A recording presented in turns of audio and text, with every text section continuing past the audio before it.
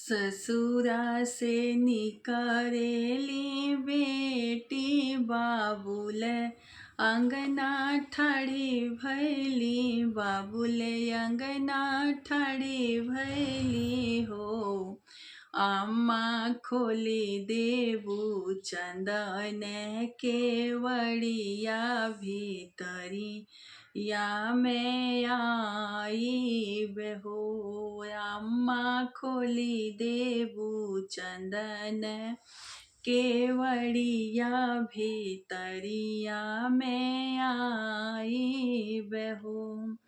इतनी वचनी सुन लिया मत बेटी से आरजी कर हो। बेटी तुहरे ही कवन ही दुखवत कवन संकटवाय हो।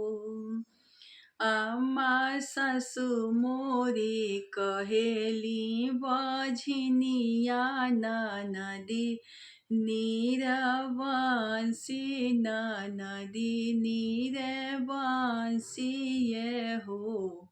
अम्मा जे करे ही हथवा सौंपलु हरी मोरा घरवा से बहरे ही करल हो।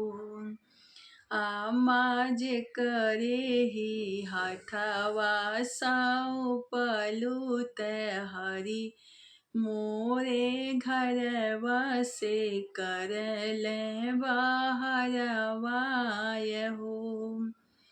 इतनी वचनी सुन लिया मत भीतरी ही बैठेली भीतरी ही बैठेली हो।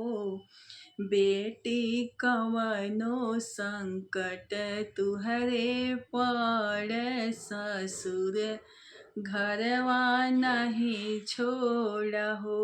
बेटी कवनो संकट तुहरे पर ससुर घरवा नहीं छोड़हो। इतनी वचनी सुनली बेटी तयमा के गोहर कर यमा के गोहर कर हो।